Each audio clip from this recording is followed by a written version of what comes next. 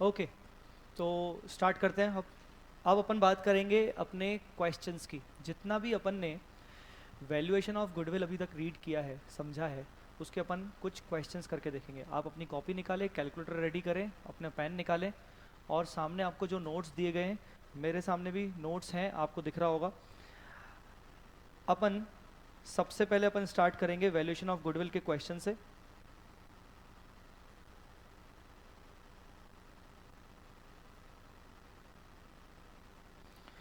ये जो क्वेश्चन है, ये मैं आपको ऑलरेडी होमवर्क में दे चुका हूँ। ये वाला क्वेश्चन मैं आपको होमवर्क में दे चुका हूँ बेटा।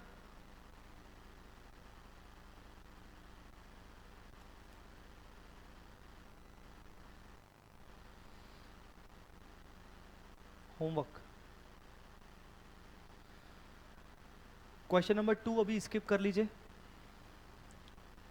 क्वेश्चन नंबर 3 स्किप कर लो। आप डायरेक्ट आ जाओ क्वेश्चन नंबर 4 पे। आप आ जाओ क्वेश्चन नंबर 4 पे। Question number 4।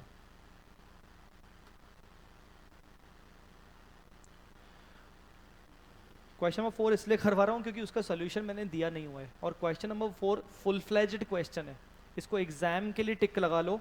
इसमें सारी बातें लगभग लगभग आ रही हैं। इस क्वेश्चन में लगभग आपकी सारी बातें आ रही हैं। इसको एग्जाम में आपको इसका सॉल्यूशन एक बार रेफर करके ही जाना है।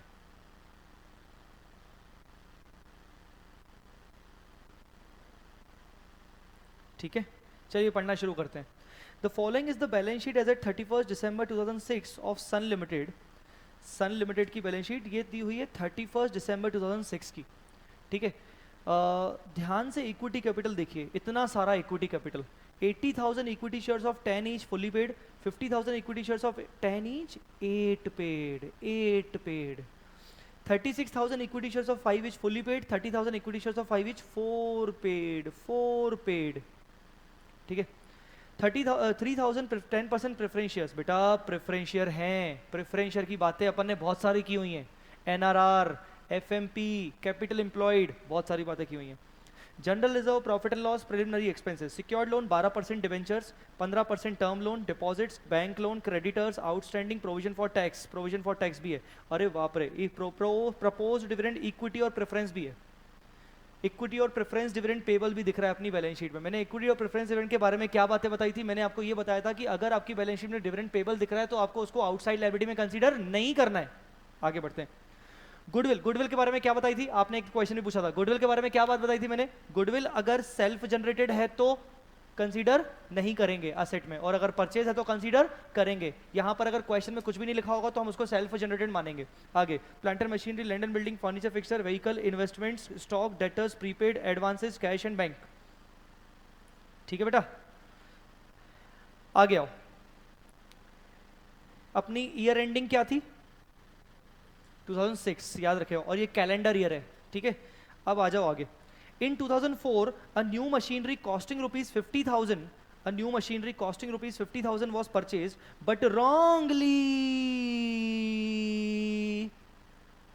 क्या है ये? Error. Charged to revenue. No rectification has yet been made for the same. बेटा एक और छोटी पॉइंट, इसने लिखा है in 2004। सर क्या मानूं? मिड में, बिगिनिंग में, एंड में? in 2004, तो in 2004 means what? in the beginning, in the mid और in the end। कभी भी ऐसा होना, हमेशा in the beginning, हमेशा in the beginning, कभी भी मतलब कभी भी, ऑलवेज बिगिनिंग लेना है। क्या लेना है? अब बताओ ये कौन सा साल है? अरे ये वाला कौन सा साल है? 2004। तो 2004 के बिगिनिंग में उसने क्या किया? जल्दी बोलो, 2004 के बिगिनिंग में क्या किया? उसने मशीन खरीदी, पर उसने रॉन्गली कहां चार्ज कर लिया? हाँ, तो मुझे बताओ कि रेक्टिफिकेशंस क्या क्या होंगे? टेल मी रेक्टिफिकेशंस क्या क्या होंगे इससे जुड़े हुए। पॉइंट नंबर 1, रेक्टिफिकेशंस क्या क्या होंगे? रेक्टिफिकेशंस क्या क्या होंगे?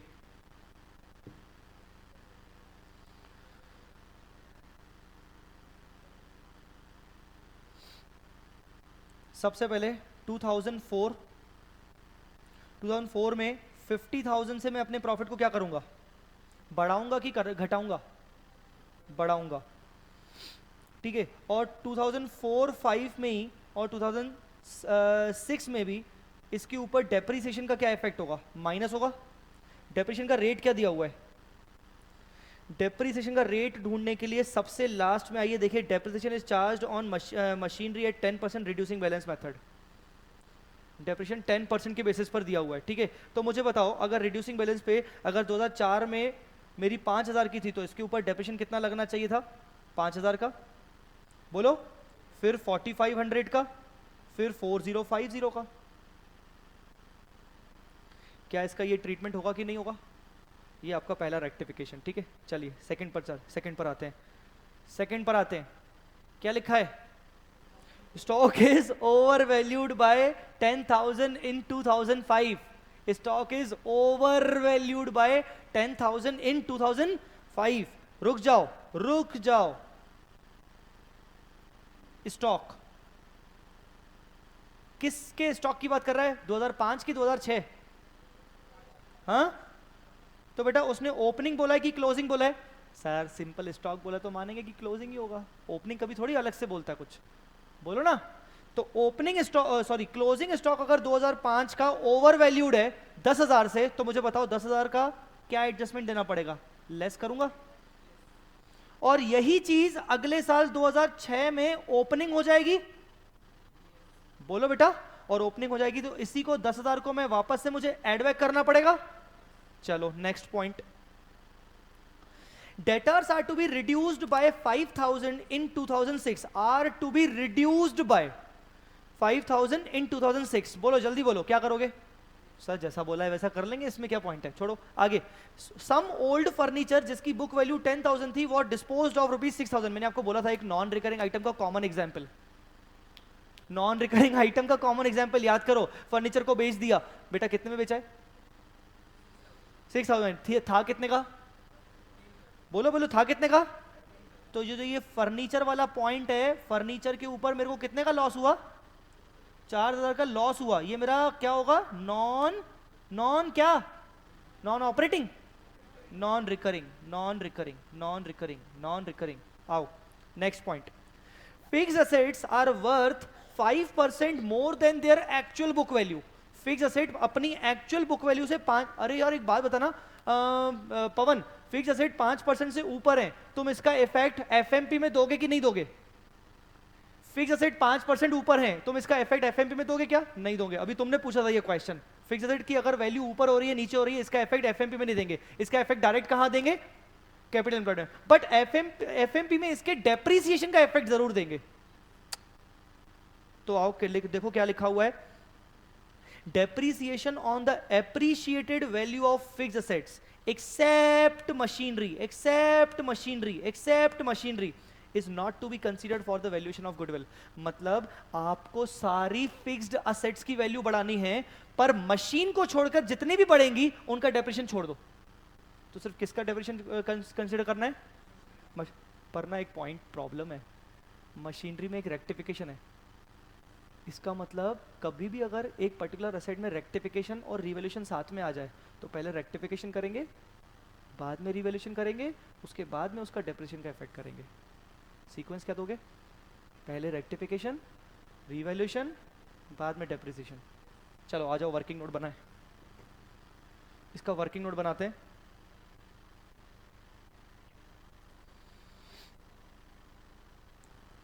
फोर्थ, इसका वर्किंग नोट बनाते हैं। मुझे बताओ आपके मशीन की वैल्यू कितनी है, मशीन की बुक वैल्यू कितनी है, बैलेंस शीट में से दिखाओ। कितनी है, 8 लाख।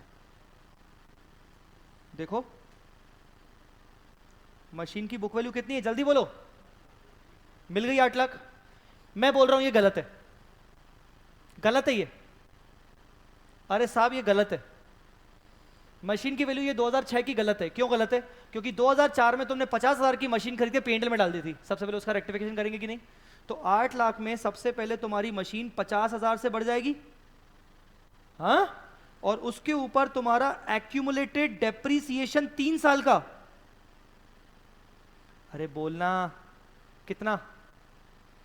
टोटल कर, टोटल कैलकुलेटर उठाओ, टोटल करो। 5 + 45 + 4050, 13,550।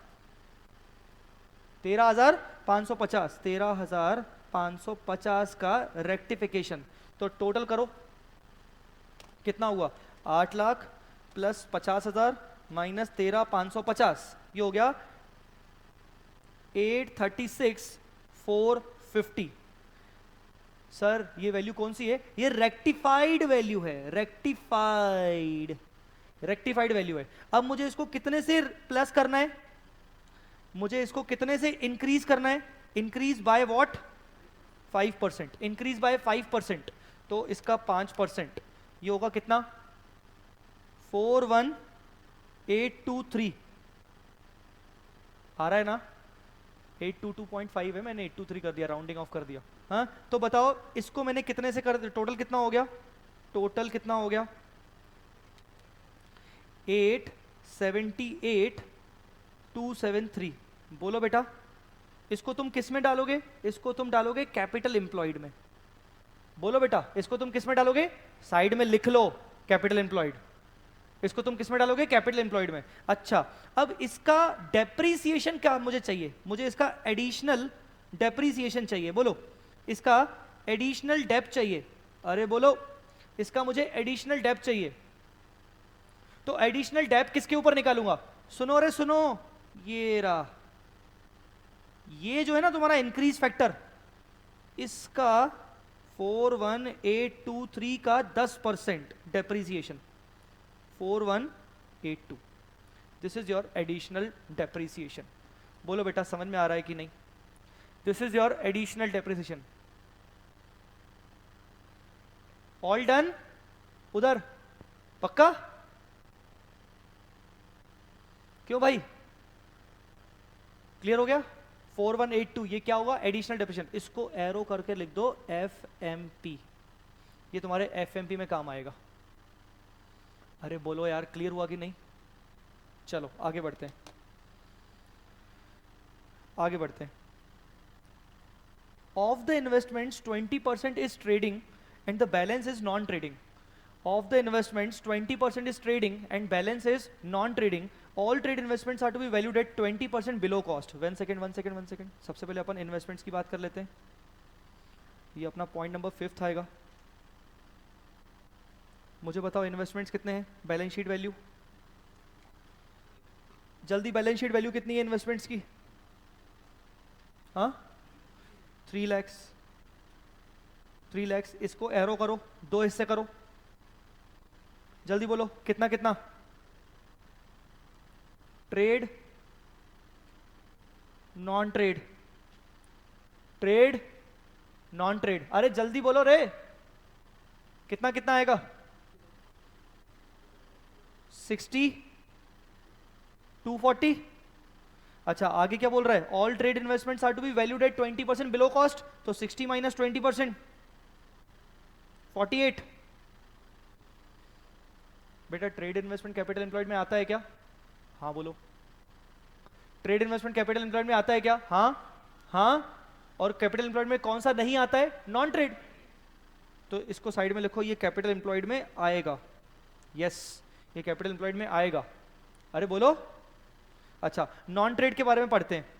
Trade investments were purchase on 1 जनवरी 2006, ठीक है। 50% of the non trade investments were acquired on 1 January 5 and the rest on 1 January 4। Okay, तो इसको एक काम करो, इसको 2 एरो देते हैं, 1 जनवरी 2005 और 1 जनवरी 2004। 1,20,000 और 1,20,000। इन्वेस्टमेंट्स मेरे 1,20,000 हो गए, आधे आधे इन्वेस्टमेंट। सर ऐसा क्यों बोल रहा है? अभी देखते हैं। A uniform rate of dividend of 10% is earned on all investment. अच्छा, सारे इन्वेस्टमेंट्स पर मुझे 10% की इनकम होती है। तो मुझे बताओ, जो मैंने 2004 में परचेज किए हैं उसको मुझे 10% की इनकम, मतलब 12,000 कितने साल तक हुई होगी? जो 2004 वाला है, सामने देखो तो सही, कहाँ चल रहा है, सामने देखो। जो 2004 वाला है उसको मैंने 3 साल के लिए मुझे इनकम हुई होगी। 2004, 2005, 2006। और जो 2005 में मैंने एक्वायर किया था इन्वेस्टमेंट, उसमें मैंने मुझे 12,000 की इनकम कितने साल तक हुई होगी? 2 साल। बोलो बेटा, क्लियर हुआ कि नहीं? अरे क्लियर हुआ कि नहीं? मैं ये रफ वर्किंग बनवाता जा रहा हूं, आप करते जा रहे हो ना, इसको नोट करते जा रहे हो? ओके, चलो वापस आते हैं, वापस आते हैं, चलें आगे। Expected increase in expenditure without commensurate increase in the selling price is 20,000। बेटा ये आपका फ्यूचर एक्सपेंस है, ये आपका, इसको साइड में लिख दो इसी में ही, नोट्स में ही, फ्यूचर एक्सपेंस,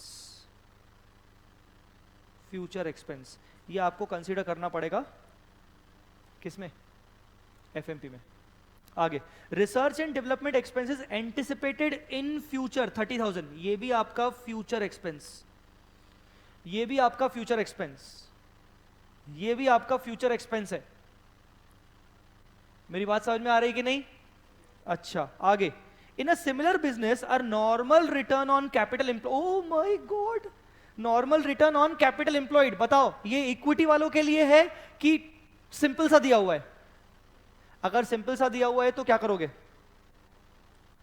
मतलब मैं क्या करूंगा, मैं प्रेफरेंस कैपिटल को माइनस कर दूं, भगा दूं, कि पड़ा रहे? कैपिटल एम्प्लॉयड में भी पड़ा रहेगा, एफएमपी में भी डिविडेंड माइनस नहीं करूंगा, ठीक है। अच्छा, और बेटा ये मैं बाय डिफॉल्ट मानूंगा कि ये आफ्टर टैक्स होगा, ये normal rate of return after tax होगा बाय डिफॉल्ट, कुछ भी नहीं लिखा होगा तो after tax.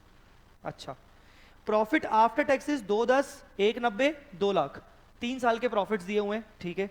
Current income tax rate is 50% and future tax rate is, अब एक काम करो ना, अलग से अपनी नोट शीट निकालो और वहां एक पॉइंट लिख दो प्लीज, एक पॉइंट, इंपॉर्टेंट पॉइंट याद आ गया, पहले सुन लो इंपॉर्टेंट पॉइंट क्या है। अगर करंट टैक्स 50 है और फ्यूचर का 40 है तो कोई टेंशन नहीं, बट अगर इसका उल्टा है, करंट 50 है और उन्होंने बोला फ्यूचर का 55, अगर फ्यूचर का टैक्स इंक्रीज हो रहा है तो आपको जो 5% इंक्रीज हो रहा है ना, कैपिटल एम्प्लॉयड निकालते वक्त आपको एडिशनल प्रोविजन फॉर टैक्स का ट्रीटमेंट डालना पड़ेगा। फिर से बोल रहा हूँ, फिर से करंट 50 है, फ्यूचर 40 हो जाएगा इस क्वेश्चन के अकॉर्डिंग, कोई टेंशन नहीं, छोड़ो, हमें प्रूडेंस सोचना है, प्रूडेंस। फ्यूचर में टैक्स कम हो रहा है ना, ठीक है, उल्टा करंट 50 है, फ्यूचर में 55 हो जाएगा, फ्यूचर में 55 हो जाएगा, तो कोई टेंशन नहीं है, 55 के हिसाब से मैं एफएमपी निकाल लूंगा। बट जब मैं कैपिटल एम्प्लॉयड निकालूंगा, कैपिटल एम्प्लॉयड में किस दिन की निकालता हूँ? टुडे वाली, मैंने वो एरो बनाया था टुडे वाली, तो जो कैपिटल एम्प्लॉयड मैंने निकाली होगी असेट्स माइनस लायबिलिटीज, तो मैंने आज के हिसाब से प्रोविजन फॉर टैक्स 50% का तो ले लिया होगा ऑलरेडी, मुझे एडिशनल प्रोविजन फॉर टैक्स की लायबिलिटी 5% की क्रिएट करनी पड़ेगी और वो कैपिटल एम्प्लॉयड में माइनस करनी पड़ेगी। तो नोट क्या लिखोगे? If future tax is higher, if future tax is higher, जल्दी लिखो, if future tax is higher, if future tax is higher, then we shall calculate additional provision for tax. We shall calculate additional provision for tax. We shall calculate additional provision for tax. Guys, is it clear? हाँ, यहां पर क्या करेंगे? Ignore. From the above, ascertain the ex dividend and cum dividend intrinsic value of the different categories of equity shares. Sir ये तो question equity share का है। अरे कोई टेंशन नहीं, ये क्वेश्चन ना सब चीजों का है। इस क्वेश्चन में गुडविल भी निकालनी है, इस क्वेश्चन में इक्विटी शेयर की वैल्यू भी निकालनी है, तो इस क्वेश्चन के सहारे आज मैं आपको वैल्यूएशन ऑफ गुडविल के साथ साथ वैल्यूएशन ऑफ शेयर भी करवा लूंगा। आई बात समझ में कि नहीं? इस क्वेश्चन के सहारे अपना वैल्यूएशन ऑफ शेयर भी थोड़ा बहुत हो जाएगा, ठीक है। अच्छा, फॉर दिस पर्पस गुडविल में be taken as 3 years purchase of super profit. बताओ बेटा कौन सा मेथड लगाना है? कैपिटलाइजेशन लगाना है कि वो सुपर प्रॉफिट मेथड लगाना है? दिया हुआ है सुपर प्रॉफिट मेथड लगाना है। मेरी बात समझ में आ गई कि नहीं? अरे बोलो क्लियर है कि नहीं? चलो अब हम फाइनली क्वेश्चन को सॉल्व करना शुरू करते हैं, क्वेश्चन को सॉल्व करना शुरू करते हैं, क्वेश्चन को सॉल्व करना शुरू करते हैं। अपना सबसे पहला वर्किंग नोट बनेगा calculation of FMP, calculation of FMP. बेटा कितने साल दिए हुए हैं? 3 साल है। ओके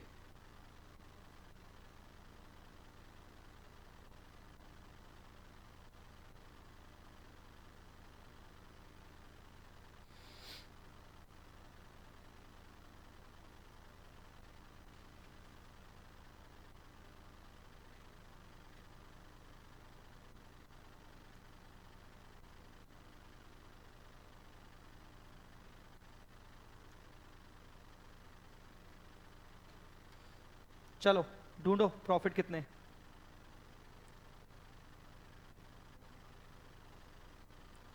ढूंढो प्रॉफिट कितने।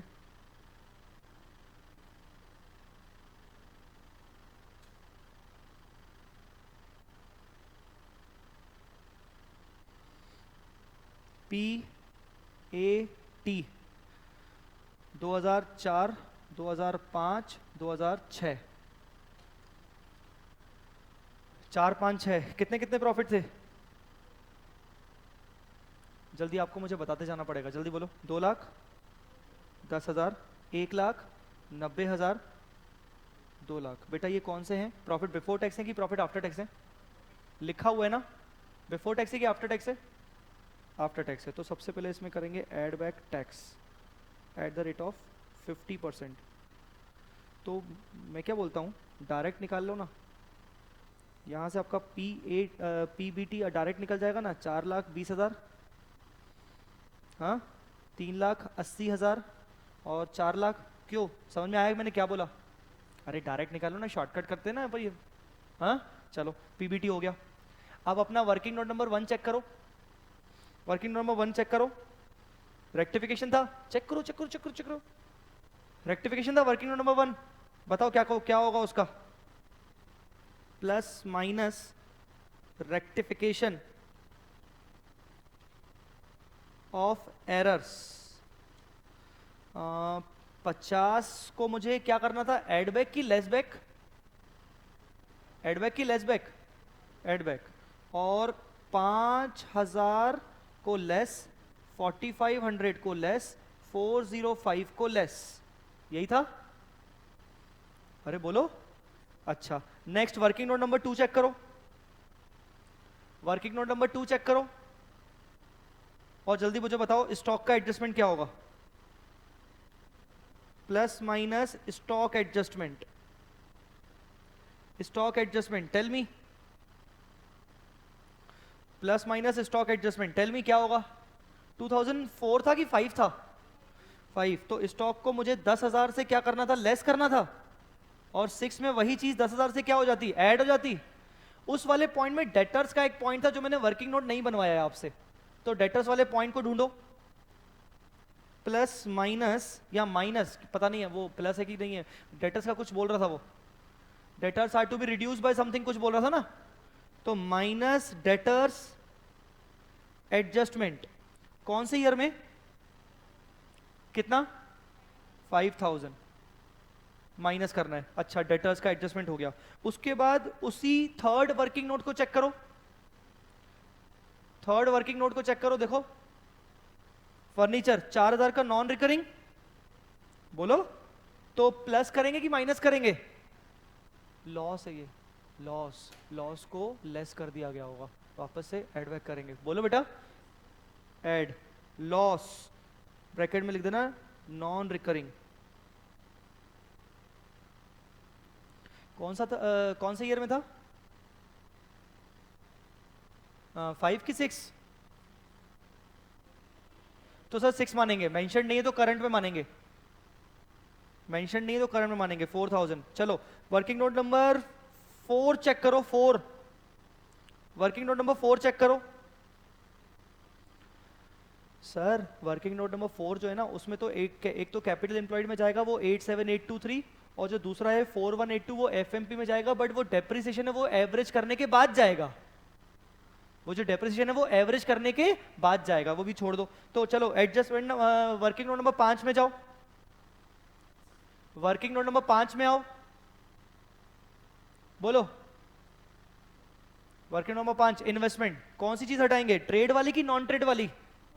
नॉन ट्रेड वाली, 12,000 तो minus minus non trade income, मुझे बता दो बेटा कितना होगा?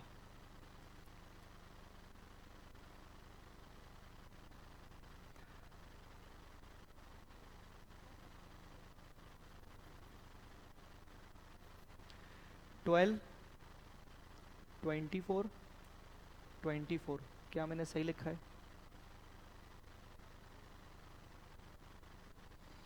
क्या मैंने सही लिखा है? चेक करते हैं, आइए। ये देखो 2005 में खरीदा था और 12,000 और 2 साल तक था, तो 5 में और 6 में। और 2004 में खरीदा था तो 3 साल तक था, 12 12 12, तो इसका मतलब 2004 में तो एक ही बार आएगा ना 12, और 5 में तो 2 2 बार आएगा 12, और 6 में भी 2 2 बार आएगा 12। बोलो बेटा, ठीक है। आ जाओ बेटा, वर्किंग नोट नंबर 5 भी हो गया, वर्किंग नोट नंबर 5 हो गया, वर्किंग नोट नंबर 4 अभी पेंडिंग है। उसके अलावा वर्किंग नोट के अलावा अब एडिशनल पॉइंट्स को वापस से चेक करना शुरू करो। पॉइंट नंबर 1 टिक लगाओ, हो गया। पॉइंट नंबर 2 टिक लगाओ, हो गया। पॉइंट नंबर 3 अभी पूरी तरीके से टिक नहीं लगा सकते क्योंकि कैपिटल एम्प्लॉयड में काम आएगा। पॉइंट नंबर 4 ठीक है। पॉइंट नंबर 5 पे आ जाओ, पॉइंट नंबर 5, पॉइंट नंबर 5 बताओ इसका क्या एडजस्टमेंट होगा? सर ये तो फ्यूचर एक्सपेंस है, ये तो एवरेज के बाद करेंगे। पॉइंट नंबर 6 एवरेज के बाद सिमिलर बिजनेस नॉर्मल रिटर्न और प्रॉफिट आफ्टर टैक्स और करंट, बस छोड़ दो, अब करो एवरेज। चलो अब करो एवरेज। तो पहले एडजस्टेड प्रॉफिट निकाल लो, एडजस्टेड प्रॉफिट्स निकाल लो। 2004 का कितना है?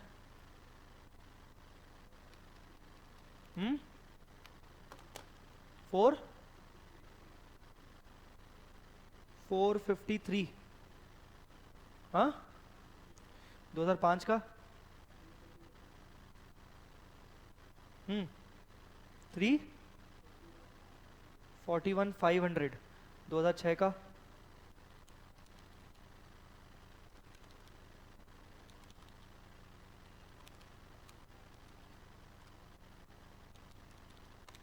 380,950। 380,950। Check the trend, check the trend. No trend, क्या करूं? सिंपल एवरेज, फॉर्मूला नहीं, simple average. Check the trend, trend नहीं है तो इसका नोट डालो अलग से, आपको नोट भी डालना पड़ेगा। क्या? Since adjusted profits are not in any increasing trend, therefore we are taking simple average profit, simple average profit. बोलो ठीक है, करो इसका सिंपल एवरेज।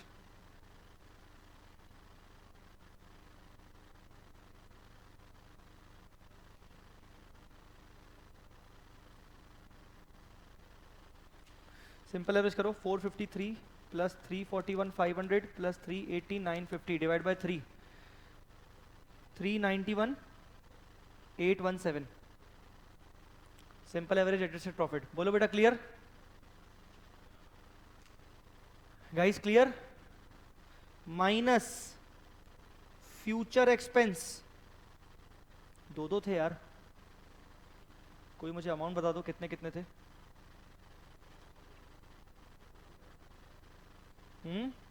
हाँ 20 और 30, तो 50,000 बोल सकता हूं मैं।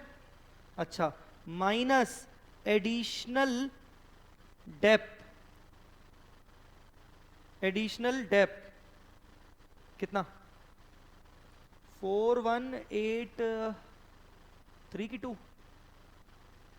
4182, एडिशनल डेप्रिसिएशन बोलो बेटा, क्लियर? हाँ, आई थिंक सारे एडजस्टमेंट हो चुके हैं वर्किंग नोट वाले। चलो, F M P B T कितना आएगा?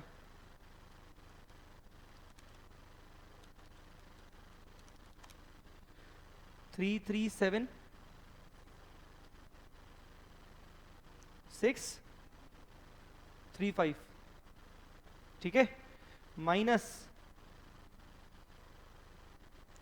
टैक्स। बेटा कौन सा टैक्स? फ्यूचर का कि करंट वाला? फ्यूचर का।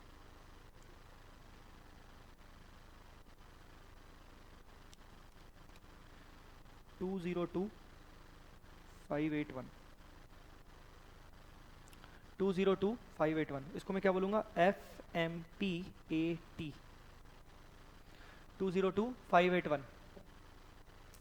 क्लियर? ये आपका क्या निकल गया? अरे बोलो बोलो बोलो, एफ एम पी निकल गया। चलो, एफ एम पी आपका ये निकल गया। अब मुझे क्या चाहिए? सेकंड चीज। अब आसान है कैपिटल एम्प्लॉयड। चलो आ जाओ, अपन ने वर्किंग नोट नंबर, मेन जो वर्किंग नोट नंबर होता है 1, वो अपन ने कर लिया। अब वर्किंग नोट नंबर 2,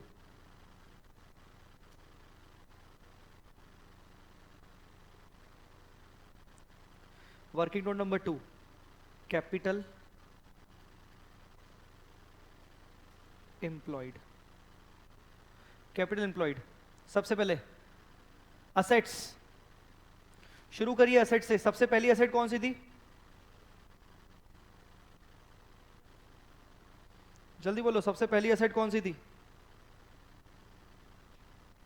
गुडविल। लूं कि नहीं लूं? जल्दी बोलो, लूं कि नहीं लूं? नहीं, तो मैं ऐसा लिखता हूं ताकि आपको वर्किंग नोट में प्रॉब्लम ना आए। Goodwill not applicable.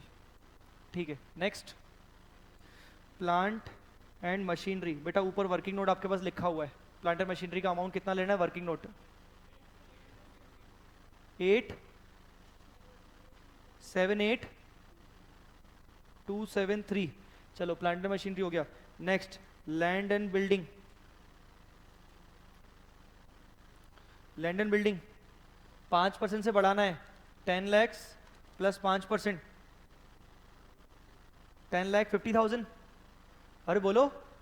उसके बाद फर्नीचर्स एंड फिटिंग्स 5% से बढ़ाना है। 5% से बढ़ाना है।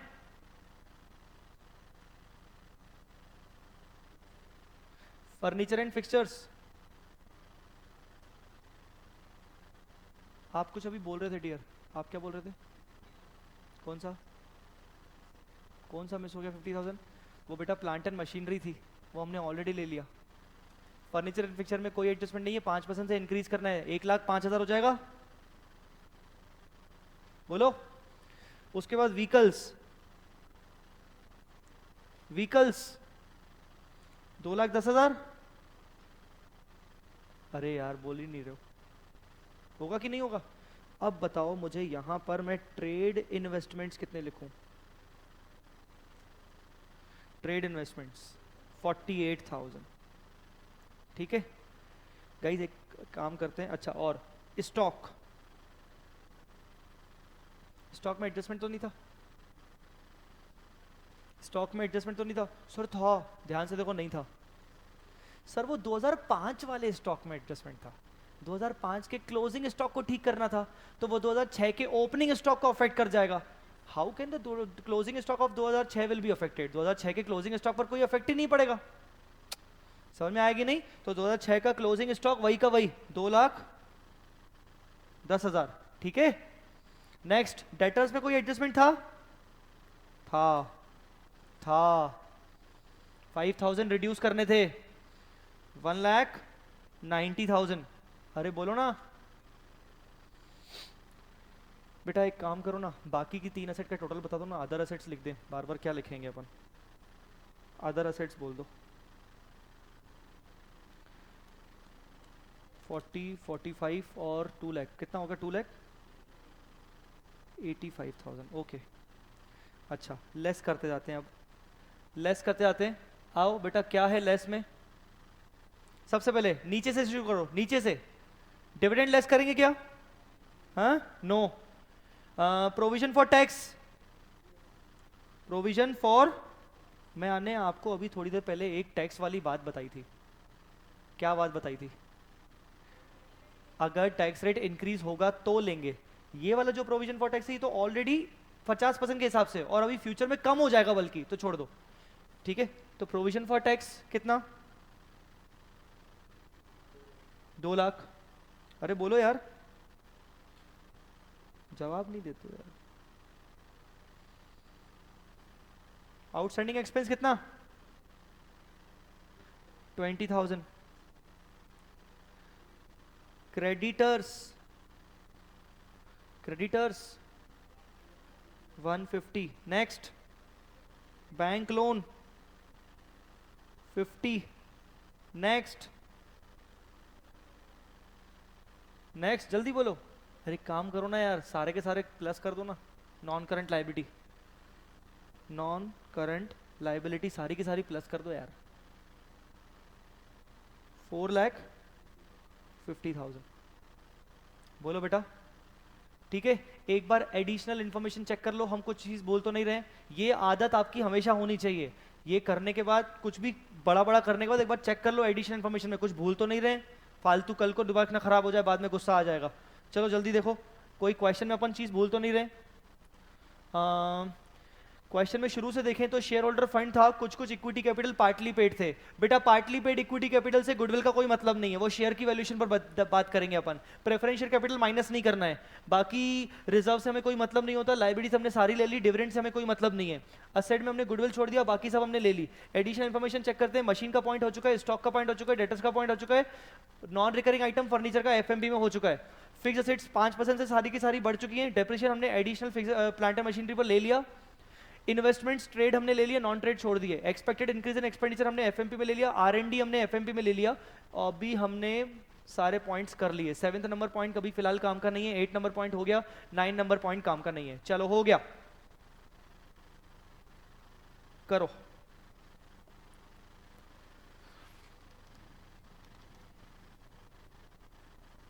यस टेल मी कितना? 21,06,273। This is your closing capital employed.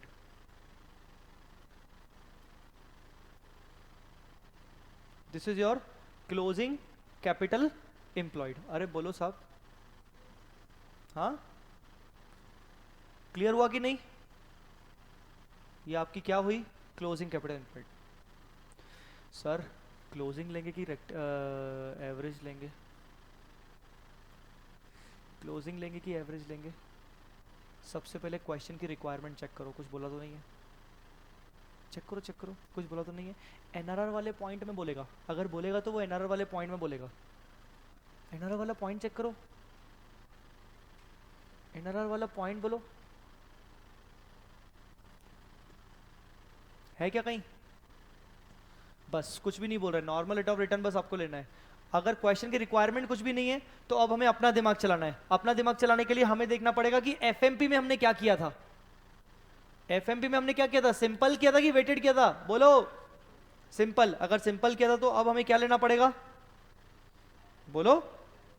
तो मैं नोट नंबर 2 डाल रहा हूं। Note number 2, since FMP is calculated as per simple average, therefore we shall take average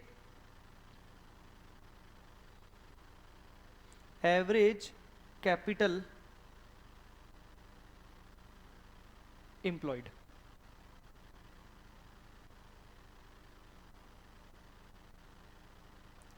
We shall take average capital employed. We shall take average capital employed. अच्छा, तो इसी में आगे बढ़ो। वर्किंग नोट नंबर 2 अभी अपना खत्म नहीं हुआ है। क्लोजिंग कैपिटल एम्प्लॉयड आ चुका है, माइनस करेंगे हाफ आरपेट। माइनस करेंगे अपन हाफ आरपेट। बेटा आरपेट निकालने की स्टेप्स बताई थी मैंने। आरपेट निकालने की स्टेप जाओ जाओ जाओ जाओ, स्टेप जाओ। लिखा था आपने आरपेट निकालने की स्टेप्स, सबसे पहले क्या, रीसेंट प्रॉफिट। रीसेंट प्रॉफिट बोला, बताओ कितना है, वो भी बिफोर टैक्स वाला। Check recent profit before tax, बोलो 4 lakhs। अच्छा, अब उसमें ढूंढो, एरर ढूंढो, उसमें कोई एरर है क्या? Error error error error error error, मैंने सामने भी ओपन कर दिया है, एरर एरर। मेरे हिसाब से ये 4050 वाला एरर है कि नहीं है?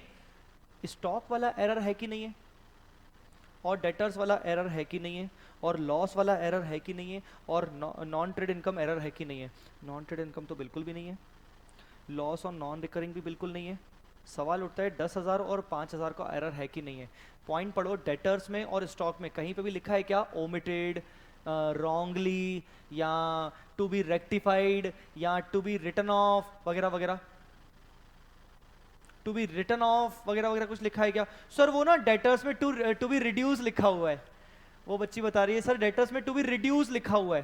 बेटा to be reduce is not the word we can use in the books of accounts. Books of accounts में वर्ड मैंने आपको बोला था राइट ऑफ।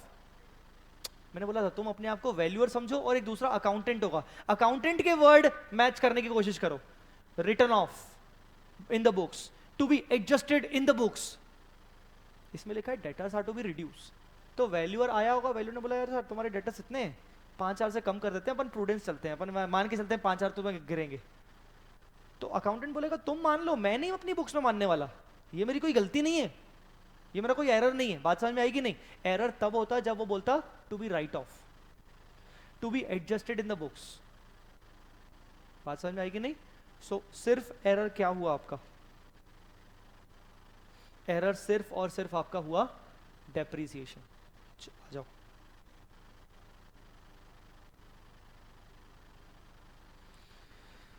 -4050 करना तो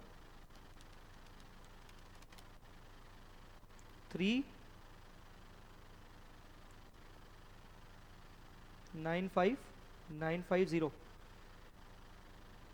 अब क्या करेंगे? माइनस टैक्स, कौन सा टैक्स? माइनस कौन सा टैक्स? करंट की फ्यूचर? करंट उसी साल का।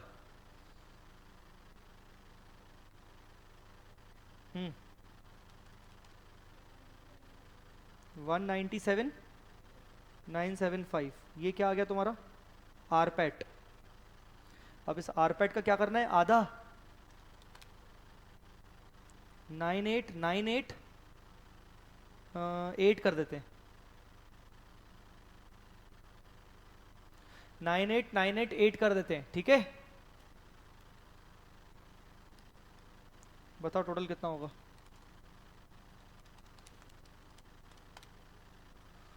2007285।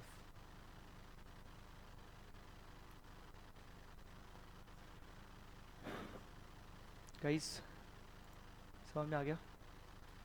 बस 5 मिनट दूर हैं अपन वैल्यूएशन ऑफ गुडविल करने से, 5 मिनट में अपना गुडविल का वैल्यूएशन आ जाएगा अभी यहाँ पर। बोलो बेटा, ये हमारी कौन सी आ गई? साइड में लिख लो, average capital employed. Working note number 3, super profit.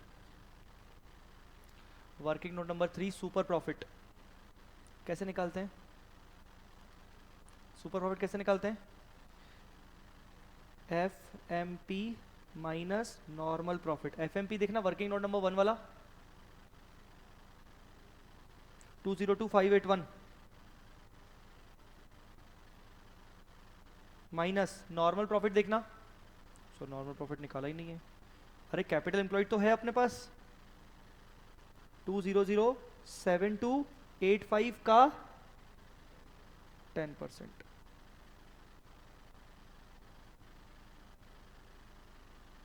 जल्दी बोलो,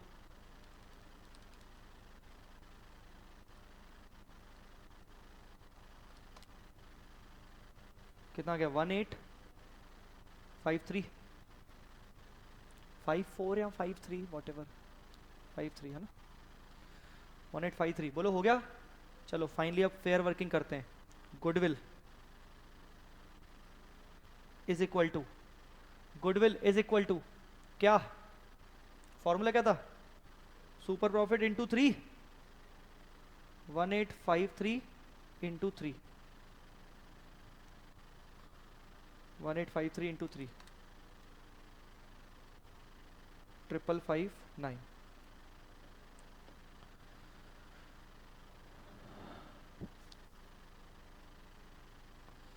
बोलो गाइस, क्लियर हुआ? ये क्वेश्चन आप एग्जाम में ज़रूर देख के जाइएगा, आपके इसमें मैक्सिमम पॉइंट्स कवर हो रहे हैं इसलिए, ठीक है। आरपेट कवर हो गया, रेक्टिफिकेशंस और रीवैल्यूएशंस के जो चक्कर रहते हैं वो कवर हो गए, गुडविल लेने का है कि नहीं लेना है जो ऑलरेडी दिया हुआ है वो कवर हो गया, एवरेज कैपिटल एम्प्लॉयड कब यूज़ होगा, कैपिटल क्लोजिंग कैपिटल एम्प्लॉयड कब यूज़ होगा वो कवर हो गया, सिंपल एवरेज, ये सब मैक्सिमम पॉइंट छोटे छोटे कवर हो रहे हैं। तो इसको आप ज़रूर देख के जाना।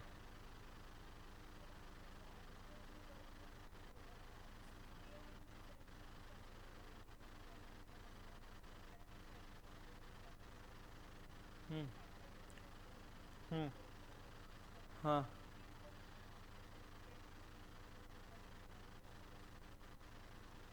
जो प्रॉफिट निकालेंगे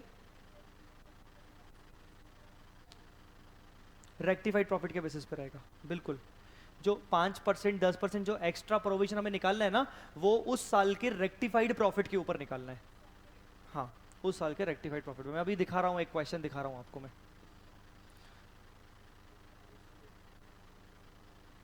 हाँ,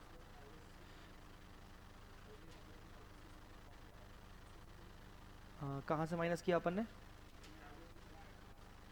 एवरेज कैपिटल एम्प्लॉयड, कहाँ से माइनस किया वहाँ से? हाँ, हम्म, हाँ, हाँ, हाँ, नहीं नहीं नहीं नहीं, तुम समझ नहीं, तुम समझो समझो समझो, इधर आओ, ये देखो, ये देखो,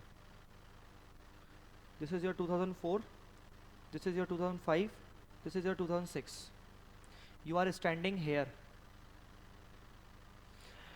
as far as your FMP is concerned, FMP तुम्हारा फ्यूचर का होता है, ये वाला, तुम ये वाला प्रॉफिट निकालना चाह रहे हो। तुम्हारे पिछले 3 साल के जो डेप्रिसिएशन है वो तुम ऑलरेडी कंसीडर कर चुके हो। जो तुम्हारा ये वाला है ना 4182, दिस इज योर फ्यूचर का डेप्रिसिएशन, फ्यूचर। ये तुम्हारा कौन सा डेप्रिसिएशन है? फ्यूचर का। सर अब ऐसे कैसे बोल सकते हो फ्यूचर का डेप्रिसिएशन है? क्योंकि यहां पर जो तुम्हारे पास फिक्स्ड असेट रखी हुई है, वो प्लांट एंड मशीनरी रखी हुई है शायद, हाँ, उसके ऊपर तुम 5% एडिशन कर रहे हो। यहां पर जो तुम्हारी फिक्स एसेट रखी हुई है उसके ऊपर तुम 5% का एडिशन कर रहे हो। मतलब बोल रहे हो तुम कि फ्यूचर में I will get 5% more in future, if you will get 5% मोर, तो 5% से एडिशनल डेप्रिसिएशन भी तो लगेगा। तो वो जो एडिशनल डेप्रिसिएशन है वो फ्यूचर का है, मैं उसको 2006 में क्यों माइनस करूं? मैं उस 4182 को 2006 में माइनस क्यों? 2006 में मैंने रेप्रिसिएशन करेक्टली चार्ज किया है, जहां करेक्टली चार्ज नहीं किया था वो 4050 के थ्रू करेक्टली चार्ज कर लिया। जो ये 4182 है ये वाला, ये मेरा 2006 का डेप्रिसिएशन नहीं है, ये मेरा फ्यूचर का डेप्रिसिएशन है। आई बात समझ में कि नहीं? इसीलिए बड़ा है, एट द एंड ऑफ 2006 पे बड़ा है। तुमने उसी को तो बढ़ाया, देखो ना, तुम्हारे पास एट द एंड ऑफ 2006 के फिगर थे, तुमने उसी में तो 5% ऐड किया। ठीक है गाइस, क्लियर है कि नहीं? बोलो।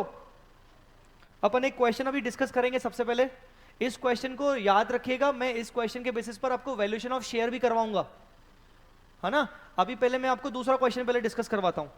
ये अपन ने कौन सा नंबर क्वेश्चन कर लिया? हाँ, फोर्थ कर लिया, फोर्थ। ठीक है, आ जाओ बेटा थर्ड वाले क्वेश्चन पे। क्वेश्चन नंबर थर्ड पे आ जाओ।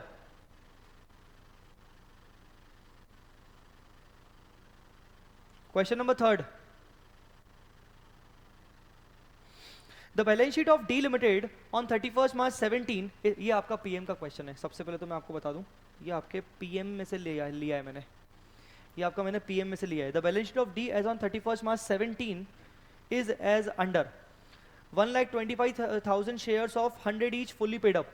Bank OD, trade payables, provision for tax, profit and loss account, goodwill, building, machine, inventory, trade receivable, all considered good.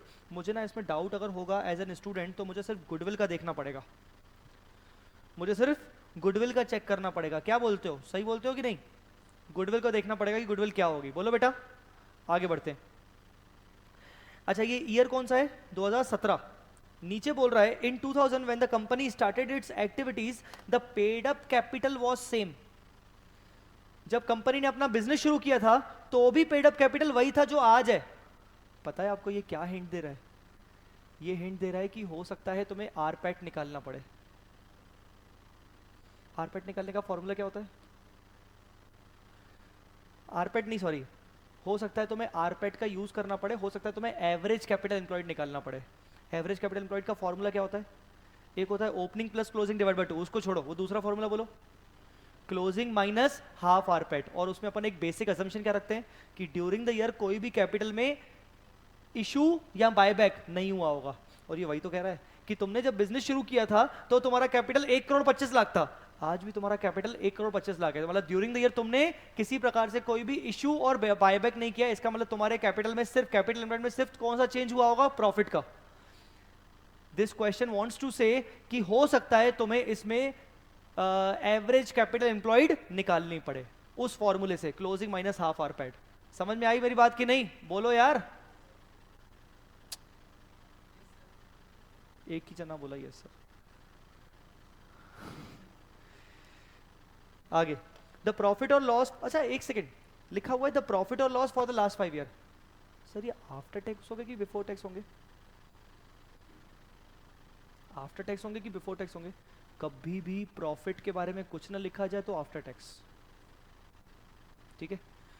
अच्छा पिछले 5 साल के प्रॉफिट्स एंड लॉसेस दिए हुए हैं। सबसे पहले लॉस, उसके बाद प्रॉफिट, उसके बाद प्रॉफिट, उसके बाद प्रॉफिट, उसके बाद प्रॉफिट। एक साल में लॉस है। बोलो बेटा कौन से साल में लॉस है? स्टार्टिंग वाले में। अब आईसीएआई करता क्या है? सबसे पहले वाले साल में लॉस है ना, आईसीआई बोलता है कुछ भी बोला क्या क्या लॉस के बारे में? नहीं, इग्नोर। लॉस वाले ईयर को इग्नोर कर डालो, लेना ही नहीं है। 5 साल लेना, तुम सिर्फ 4 साल ले लो। लॉस वाले ईयर को एबनॉर्मल मान लो और एक नोट डाल दो, this year we have considered as abnormal year and ignoring. हम सिर्फ 4 साल की कैलकुलेशन करेंगे। अगर क्वेश्चन में लिखा होता कि जो लॉस हुआ है it is because of the fire, because of the strike by employees and उसके कारण 20 लाख का नुकसान हुआ, तो वो 20 लाख का आपको एबनॉर्मल लॉस मिल गया, तो उसको एड बैक करूंगा तो मेरा नॉर्मल प्रॉफिट हो जाएगा।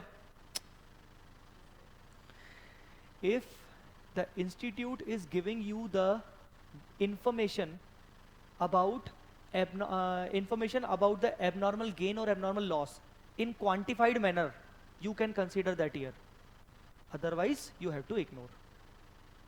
Understood? तो लॉस वाले ईयर को इग्नोर करेंगे। इस क्वेश्चन में देखते हैं अपने को आगे क्या लिखा है। आगे बढ़ते हैं बेटा।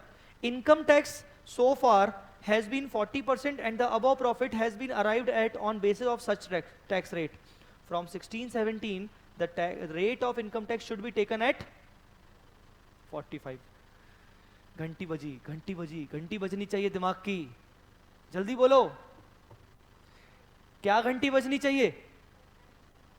फ्यूचर में 5% का प्रोविजन फॉर टैक्स एडिशनली निकाल के कैपिटल एम्प्लॉयड में रखना पड़ेगा। 5% का किस में रखना पड़ेगा? कैपिटल एम्प्लॉयड में। अरे बोलो यार, ठीक है आगे। अच्छा आगे 10% डिविडेंड इन 13-14, 14-15, 15% डिविडेंड इन 15-16, 16-17। ओहो ओहो ओहो ओहो, अच्छा 10, 15, 15 पिछले 4 साल का वो डिविडेंड दे रहा है। करना एवरेज करना, 1 मिनट इसका सिंपल एवरेज करना। 10 + 10 + 15 + 15 डिवाइड बाय 4, 12.5। तो मैं क्या बोलूंगा, मेरा एवरेज डिविडेंड जो है वो 12.5 है। समझ में आ रही बात की नहीं? अच्छा आगे मार्केट प्राइस दिया हुआ है, देखना आगे मार्केट प्राइस दिया हुआ है। Market price of their share is 125 × 100 करो, एनआरआर आ गया एनआरआर आ गया, बोलो कितना, 10%। कितना आ गया, 10% एनआरआर। चलो आगे बढ़ते हैं। With effect from 1st April 17, the managing director remuneration will be 20 lakhs instead of 15 lakh। आज तक हम 15 लाख देते आ रहे थे, अब 20 लाख देंगे, 5 लाख का additional expense, future expense. The company has secured a contract from which it can earn an additional rupees 10 lakh per annum for the next 5 years। Future में और इनकम होगी तो प्लस कर देंगे फ्यूचर इनकम। बेटा ये जितने भी फ्यूचर एक्सपेंस और फ्यूचर इनकम होती है ये सब एडजस्टमेंट के बाद करते हैं। आगे calculate the value of goodwill 3 years purchase of super profit. हो जाएगा ये, हो जाएगा, बोलो ये क्वेश्चन होगा कि नहीं होगा। अच्छा ब्रैकेट में देखो क्या लिखा हुआ है, ब्रैकेट में ध्यान से देखो क्या लिखा हुआ है, for the calculation of future maintain profits weighted average is to be taken. कौन सा लेना है आपको, वेटेड एवरेज। मैं आपको इस क्वेश्चन में सिर्फ एक चीज डिस्कस करने वाला हूं, वो 5% वाला प्रोविजन एडिशनल, वो डिस्कस करने वाले हैं। आप बेटा देखो सॉल्यूशन पे आओ, सॉल्यूशन पे आओ। सॉल्यूशन में 4 साल लिए हैं कि 5 साल लिए हैं, 5वां साल कौन सा, मतलब कौन सा वाला साल इग्नोर कर दिया, लॉस वाला। क्यों, क्योंकि उसका क्वांटिफिकेशन दिया ही नहीं था, चलो इग्नोर कर दिया। अब ये 4 साल का देखो इसने क्या किया है, वेटेड एवरेज किया है। सर इसने डायरेक्ट वेटेड एवरेज कर लिया, इसने पहले बिफोर टैक्स तो किया ही नहीं। इसने डायरेक्ट वेटेड एवरेज इसलिए कर लिया क्योंकि टैक्स के अलावा कोई एडजस्टमेंट है ही नहीं। टैक्स के अलावा कौन से एडजस्टमेंट होते हैं, क्या नॉन ऑपरेटिंग इनकम का एडजस्टमेंट है क्या, चेक करो, नॉन ऑपरेटिंग इनकम एडजस्टमेंट है क्या, नॉन रिकरिंग। आप मुझे यस और नो बोलते जाना, non operating no, non recurring rectification of error, ऐसे ही बोल रहे हो, मतलब देख तो लो, नो। हाँ मतलब उसने कर लिया तो आपने बोलोगे हाँ नो, है कि नहीं है, कोई भी एडजस्टमेंट नहीं है। इसीलिए उसने क्या बोला, उसने बोला मैं क्या बिफोर टैक्स करूं, मैं सबका वेटेड एवरेज डायरेक्टली कर लेता हूं। ठीक है, तो उसने क्या किया, उसने सबका वेटेड एवरेज कर लिया। उसका वेटेड एवरेज कितना आया, 36,18,000 दिख रहा है आपको, 36,18,000 वेटेड एवरेज आ गया। और उसने फिर उसको बिफोर टैक्स किया, बिफोर टैक्स करके वो कितना हो गया, बिफोर टैक्स करके वो कितना हो गया, 60,30,000। बिफोर टैक्स करके वो हो गया 60,30,000, 60,30,000 हो गया। अब ध्यान से देखो, मैनेजिंग डायरेक्टर की रेम्युनरेशन उसने 5 लाख एडिशनली माइनस कर दी, हाँ है कि नहीं। और उसने 10 लाख का कॉन्ट्रैक्ट एडवांटेज करके वो जो एडिशनली उसको 5 साल तक कॉन्ट्रैक्ट का एडवांटेज मिलेगा, फ्यूचर इनकम, वो कर दिया कि नहीं किया। अब तुम्हारा फाइनल प्रॉफिट, अच्छा माइनस किया तुमने 45% से, तुम्हारा फाइनल फ्यूचर मेंटल प्रॉफिट कितना हो गया, 35,91,500। बेटा ये आ गया कि नहीं आ गया। अब तुम जाओ नीचे कैपिटल एम्प्लॉयड की वर्किंग, कैपिटल एम्प्लॉयड की वर्किंग में जाओ। कैपिटल एम्प्लॉयड की वर्किंग में देखो, जहां वो लायबिलिटीज खत्म कर रहा है, लायबिलिटीज में बैंक ओडी, उसका ट्रेड पेबल, उसका प्रोविजन फॉर टैक्स, और उसके बाद देखो additional provision for tax double star लगा हुआ है। ये उसने एडिशनल प्रोविजन फॉर टैक्स कैसे निकाला होगा, टेक रीसेंट ईयर्स प्रॉफिट लेना, तो रीसेंट ईयर का प्रॉफिट तो लेना। रीसेंट ईयर का प्रॉफिट कितना है बेटा, मैं रीसेंट ईयर का प्रॉफिट लूंगा 4250। इसमें बताओ कोई एडजस्टमेंट है क्या, सर अभी तो बोला हमने आपको कोई भी एडजस्टमेंट है ही नहीं। अगर इसमें कोई एडजस्टमेंट होता तो वो मैं एडजस्टेड प्रॉफिट लेता। तो सोचो अगर ये 4250 रीसेंट ईयर का प्रॉफिट है तो इसी का तो मुझे 5% करना पड़ेगा, बोलो ना बेटा। पर ये 4250 शायद आफ्टर टैक्स है, 4250 आफ्टर टैक्स है ना, हाँ तो निकालो इसका 5% बिफोर टैक्स करके, 5% इसका बिफोर टैक्स करके करो। कैसे, अरे यार 42,50,000 आफ्टर टैक्स है तो डिवाइड बाय 60% करूंगा तो बिफोर टैक्स आ जाएगा। 4250 डिवाइड बाय 60%, ये कितना आ गया 70, ये 4 बार, हाँ देखो ना यही लिखा है, ठीक है। और उसका 5%,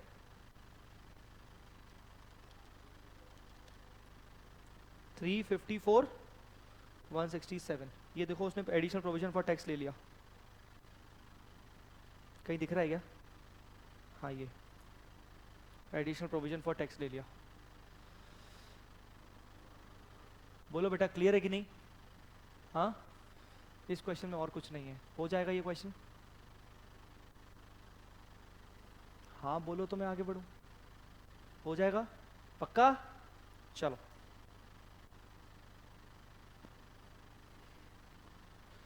सो ये क्वेश्चन हो गया अपने से।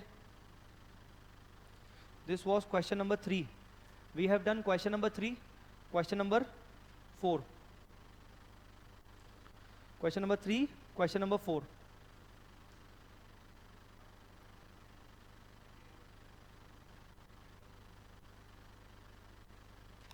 क्या बोल रहे हो?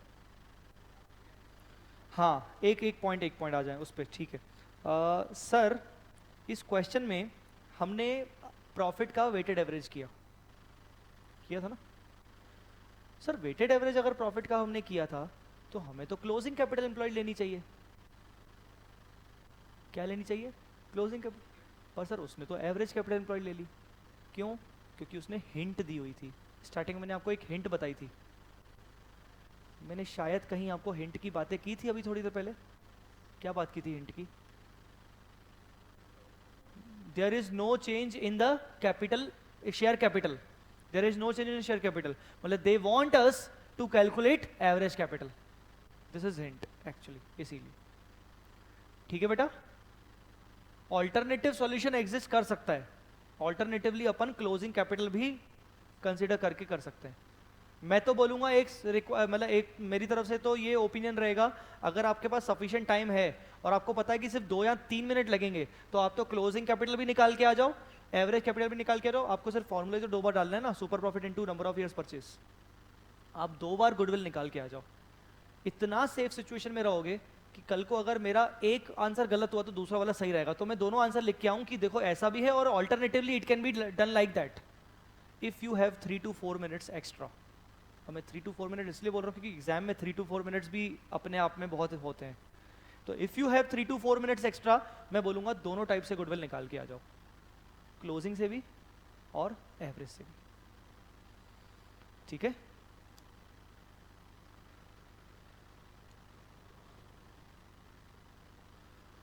क्लियर बेटा?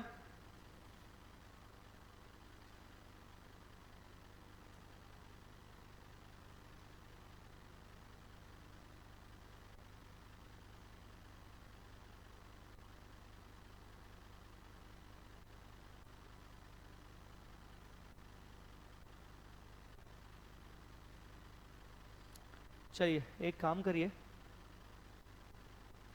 आप क्वेश्चन नंबर 6 रीड करिए।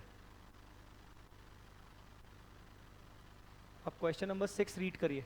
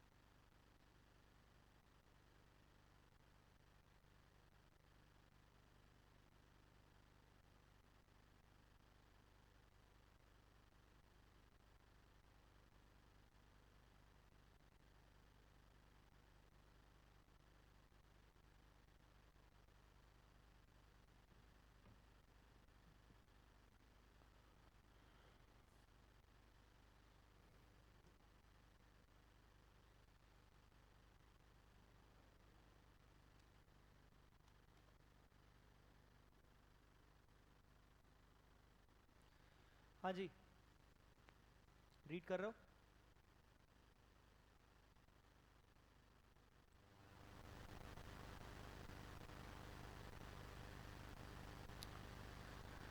क्वेश्चन में बहुत सारी बातें दी हुई हैं, इसमें जो स्पेशली अपने को देखने वाली बातें हैं वो क्या क्या है मैं आपके साथ डिस्कस कर लेता हूँ, ठीक है।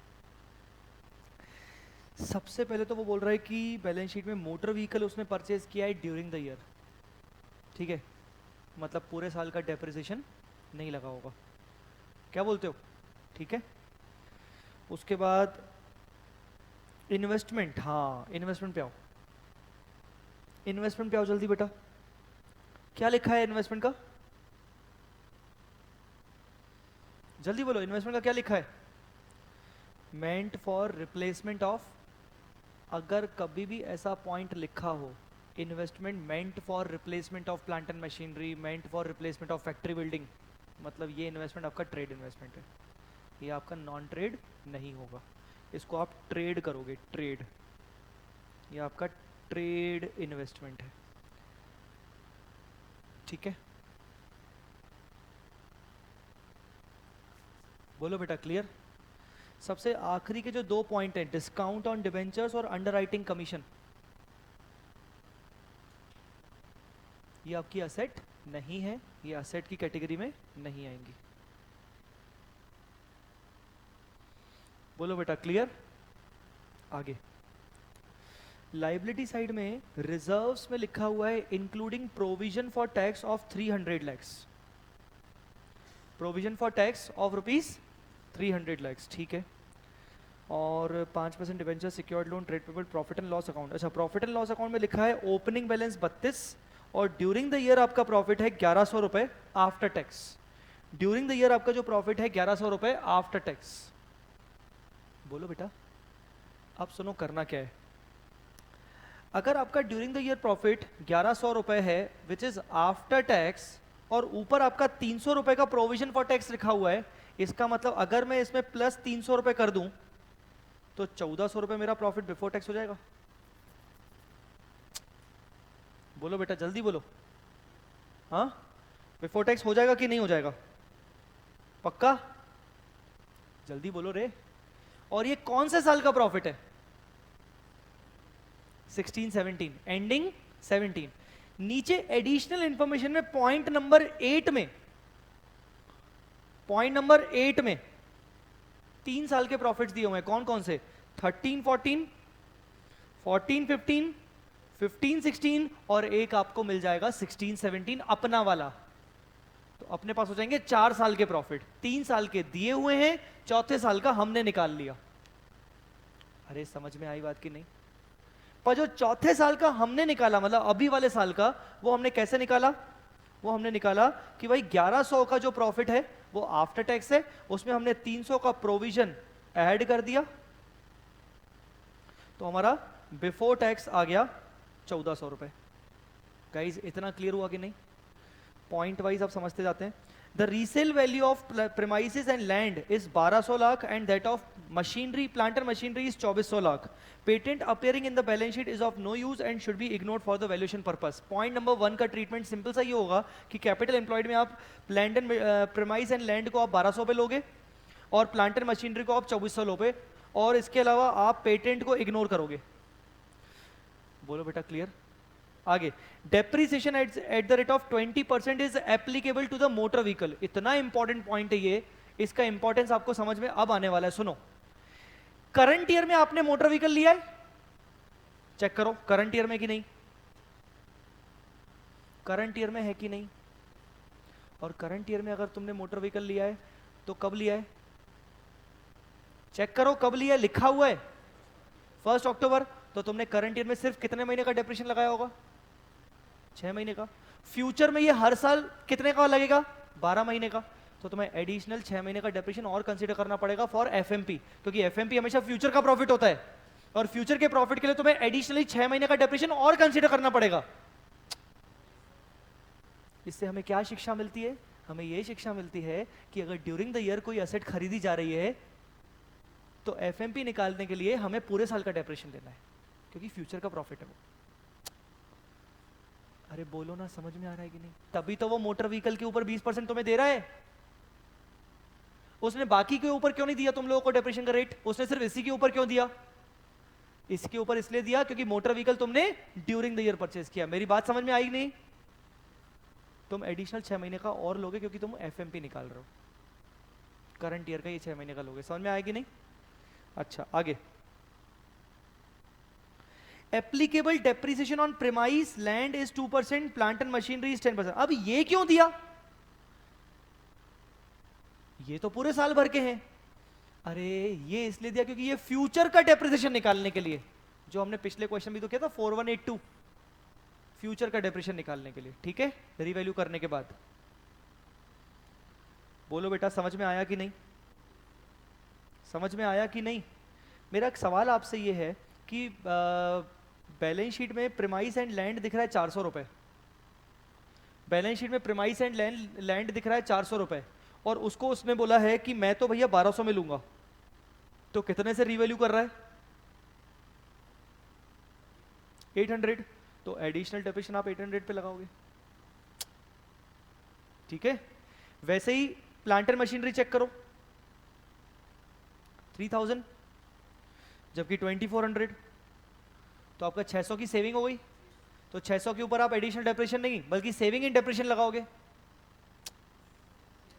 ठीक है, okay. Market value of the investment is 1500 lakh. पहले तो मुझे ये बताओ कि इन्वेस्टमेंट को तुम कैपिटल एम्प्लॉयड में लोगे कि नहीं लोगे?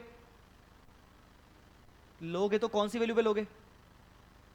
1500 पे, रिवैल्यूड फिगर पे। किस पे लोगे? रिवैल्यूड फिगर पे। ओके, 10% आ गया point, yes. 10% trade receivables are bad.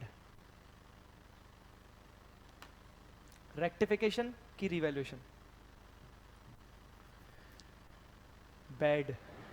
Valuer ना कभी भी बैड वाली वर्ड यूज नहीं करता। बैड खराब हैं, 10% तुम्हारे बैड हैं, मतलब दे वांट टू से कि 10% तुम्हारे डेटर्स क्या हैं? बैड डेट्स हैं, बैड डेट्स। वैल्यूअर कभी बैड डेट्स टाइप की बातें करेगा क्या? वैल्यू बोलेगा तुम तो वैल्यू कर दो, रिड्यूस कर दो। पिछले क्वेश्चन में हमने अपन ने क्या देखा था कि 5000 इज टू बी रिड्यूस्ड, और अकाउंटेंट वर्ड यूज कर सकता है कि भाई बैड डेट हो गया। तो अगर कभी ऐसा लिखा हो बैड डेट्स, तो वो तुम्हारा रेक्टिफिकेशन है। ये तुम्हारा क्या है? रेक्टिफिकेशन है। बेटा ट्राई टू अंडरस्टैंड, मन की भावनाओं को समझो, वर्डिंग पे जाओ। अकाउंटेंट के वर्ड्स क्या यूज होने चाहिए, वैल्यूअर के वर्ड्स क्या यूज होने चाहिए, उस पे समझो। वैल्यूअर कभी भी तुम्हारे डेटर्स को देखकर बैड डेट खुद कैसे बोलेगा? वो कैसे जानेगा कि तुम्हारे डेटर्स बैड डेट्स हो सकते हैं? ये अकाउंटेंट, ये मैनेजमेंट बोलेगा कि बैड डेट्स हैं। और अगर वो बैड डेट्स हैं तो क्या होना चाहिए? बुक्स ऑफ अकाउंट्स में एडजस्टमेंट, और बुक्स ऑफ अकाउंट्स में एडजस्टमेंट होना चाहिए तो रेक्टिफिकेशन। समझ में आई पॉइंट कि नहीं? नहीं आई? आई कि नहीं आई? इसको क्या मानोगे, रेक्टिफिकेशन की रिवैल्यूएशन? रेक्टिफिकेशन बैड, ये तुम्हारा रेक्टिफिकेशन है। ठीक है, the company also revealed that the depreciation was not charge to the profit and loss account and the provision for tax already made is sufficient. क्या हो गया बताओ? डेप्रिसिएशन चार्ज ही नहीं किया है, डेप्रिसिएशन चार्ज ही नहीं किया है। इसका मतलब जो तुम्हारा वो 1100 का प्रॉफिट आ रहा है ना, जिसको तुमने प्लस 300 करके 1400 कर दिया, उस साल में तुमने अभी तक डेप्रिसिएशन ही नहीं लगाया। मैं जो बोल रहा हूं तुम लोगों को समझ में आ रही कि नहीं? और एक बार चेक कर लेते फिर से, पॉइंट क्या बोल रहे हैं? The company also revealed that the depreciation was not charge to the profit and loss account. अच्छा, डेप्रिसिएशन चार्ज ही नहीं किया है, और ये ईयर की तो बात ही नहीं कर रहा है, तो इसका मतलब डेप्रिसिएशन चार्ज हुआ ही नहीं है। डेप्रिसिएशन बिगिनिंग से चार्ज हुआ ही नहीं है, तुम्हारे डेप्रिसिएशन चार्ज ही नहीं हो पाए। मेरी बात को समझ रहे हो कि नहीं? इसका मतलब जो तुम्हारे पिछले 3 साल के प्रॉफिट्स दिख रहे हैं उसमें भी तुम्हारा डेप्रिसिएशन चार्ज नहीं है। मेरी बात समझ में आई कि नहीं? ओके, आगे। In a similar company, the market value of equity shares of the same denomination is 25 per share, and in such company, dividend is consistently paid during the last 5 years at the rate of 25%. Contrary to this, domestic limited is having a market upward और downward trend in case of dividend payment. ये point थोड़ा सा valuation of share के respect में मैं इस point को ignore कर रहा हूँ क्योंकि ये शेयर का पॉइंट है। आगे बढ़ते हैं। इन 2011-12 and 12-13 the normal business was hampered, मतलब सीधी बात है वो 2 साल अपने एबनॉर्मल रहे। The profit earn during 11-12 is 67 lakh and the during 12-13 and the company incurred a loss of 1305। आप नोट डालोगे कि हमने इन दोनों साल के प्रॉफिट को इग्नोर कर दिया। Last 3 years profits of the company were is under 469, 546, 405। आप इसको लिखोगे बिफोर डेप्रिसिएशन, लिखो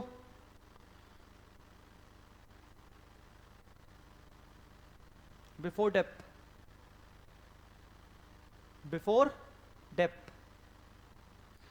The unusual negative profitability of the company during 12-13 was due to the lockout in the major manufacturing unit of the company, which happened in the beginning of the second quarter of the year 11-12 and continued till the last quarter of the 12-13।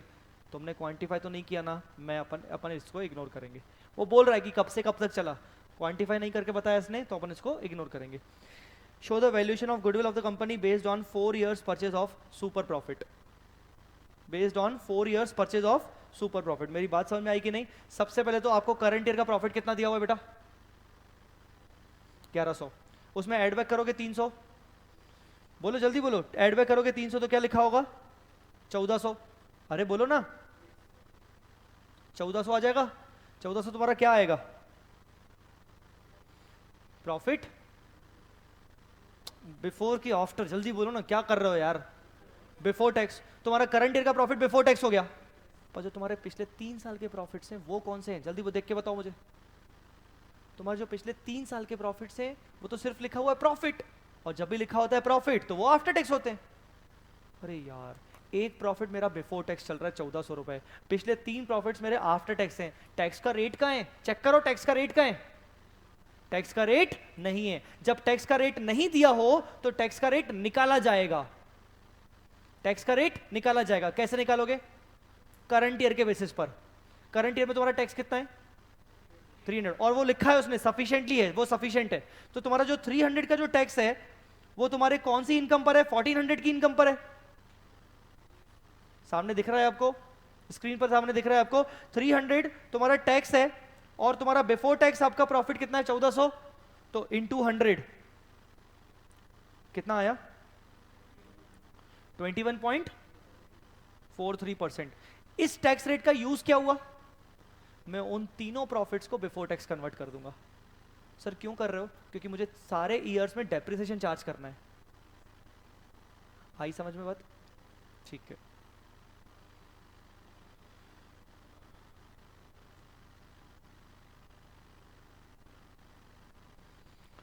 Guys बात clear हुई कि नहीं हुई? एक बार ये question आप घर पे ट्राई करके देखोगे कि नहीं?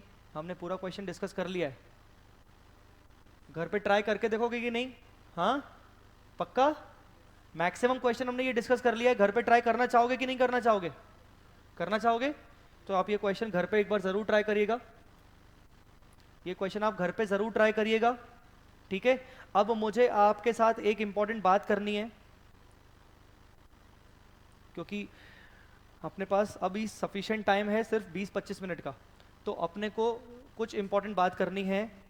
Goodwill due to leverage effect, goodwill due to leverage effect. मुझे आपके साथ ये इंपॉर्टेंट बात करनी है, goodwill due to leverage effect. 2 minute के लिए कॉपी वॉपी छोड़ दो, थोड़ा सा बिल्कुल रिलैक्स हो जाओ। Goodwill due to leverage effect छोटा सा पॉइंट है और उस पर एक छोटा सा क्वेश्चन बन सकता है। लेवरेज का मतलब क्या होता है? लेवरेज या debt, yes, leverage is the word which is something related to the debt, debt capital, debt financing, ठीक है? तो if I say there are 2 type of companies, one is levered firm, there can be 2 type of companies, one is levered entity and the other one is unlevered entity. What is the difference between these two? Levered entity and unlevered entity, इन दोनों में difference क्या है?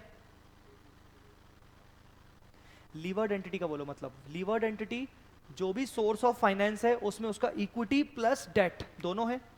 Levered entity में source of finance उसका दोनों से होता है, हाँ, और अनलीवर्ड में पूरा का पूरा उसका जो कैपिटल होता है वो किससे होता है, इक्विटी।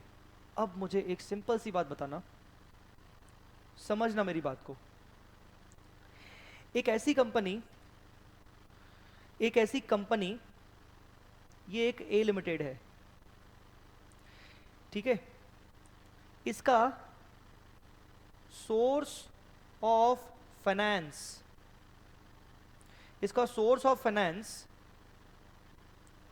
इक्विटी से है और डेट से भी है। इसका सोर्स ऑफ फाइनेंस इक्विटी से भी है और डेट से भी है।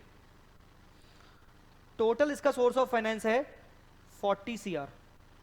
और एक ऐसी company B limited same industry में जिसका सोर्स ऑफ फाइनेंस पूरा का पूरा 40 करोड़ इक्विटी से है।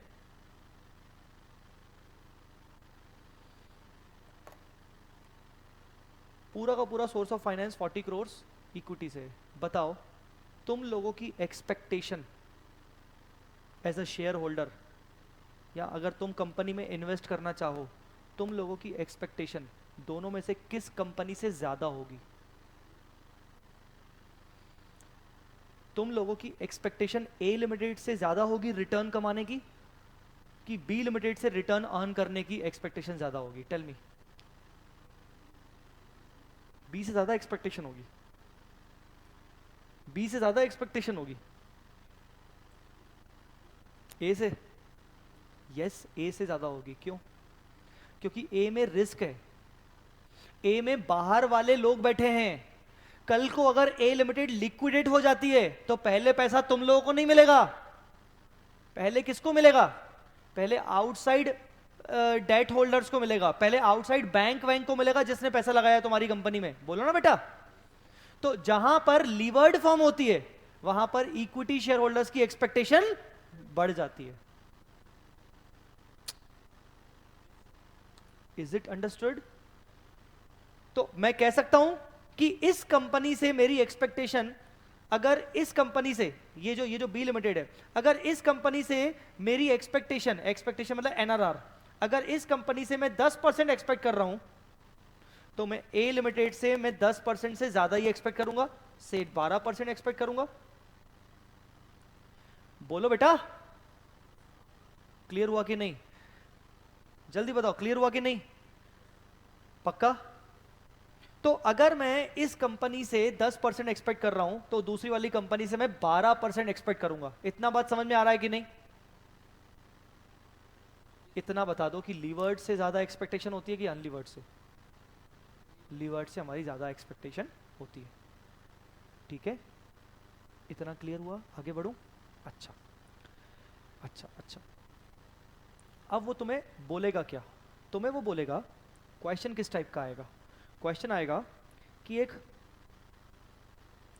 कंपनी है जिसका equity share capital 10 crore, reserves and surplus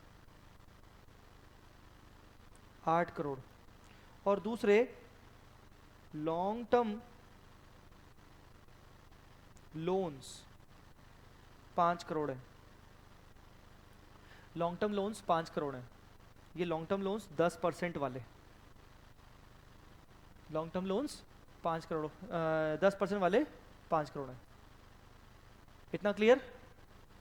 फिर वो तुम्हें बोलेगा कि हमारा जो EBIT होता है, earning before interest and tax, वो है वो है 80 lakhs, वो है 80 lakhs EBIT, ठीक है। और हमारा जो टैक्स का रेट है वो है 30%। बोलो बेटा, क्लियर? और वो बोलेगा NRR on equity is 12%। Calculate goodwill. ये जो मैंने आपको डेटा दिया है इसके डेटा के हिसाब से गुडविल निकालो जल्दी। आपको 2 मिनट लगेंगे, गुडविल निकालो जल्दी इस डेटा के हिसाब से।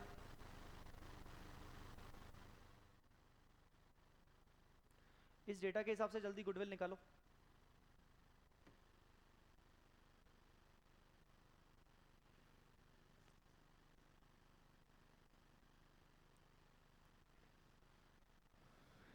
ईबीआईटी में से तुम क्या माइनस करोगे? इंटरेस्ट, जल्दी बोलो कितना इंटरेस्ट? 50 lakhs। कितना बचेगा? 30 lakhs। क्या माइनस करोगे? कितना बचेगा? 21 lakhs। इसी को मैं बोलूँगा एफएमपी। मान लो कोई एडजस्टमेंट नहीं है, यही हो जाएगा मेरा एफएमपी। अरे बोलो ना। अच्छा, अब मेरा नॉर्मल प्रॉफिट निकालो। नॉर्मल प्रॉफिट कैसे निकालते हैं? Capital employed, capital employed into NRR. Capital employed मेरी कितनी है? 18 करोड़। कैपिटल एम्प्लॉयड कितनी, कैसे है 18 करोड़? एक सेकेंड। कैपिटल एम्प्लॉयड 10 प्लस 8 कितनी आ गई? 18 करोड़। हाँ बोलो बेटा। मैं एनआरआर को थोड़ा सा चेंज कर रहा हूँ, नहीं तो वो नेगेटिव हो जाएगा। 18 करोड़ का 12%, गड़बड़ हो जाएगी ना। एनआरआर मान लो तुम्हारा 8% है। एनआरआर तुम्हारा 8% है, तो बताओ net profit, sorry normal profit कितना आया? 18 करोड़ का 8%। जल्दी बोलो। अच्छा वो भी क्रोर्स में आ रहा है? नहीं तो फिर तो बहुत ही कम करना पड़ेगा अपने को। मैं इसको एक सेकेंड, ईबीआईटी को ना 1 करोड़ 80 लाख कर दो। ईबीआईटी को 1 करोड़ 80 लाख कर लो, सबसे बेटर यही हुआ। हाँ ईबीआईटी को 1 करोड़ 80 लाख करो। 1 करोड़ 80 लाख में से 50 लाख गया, कितना बचा? 130। और ईएटी कितना हो गया?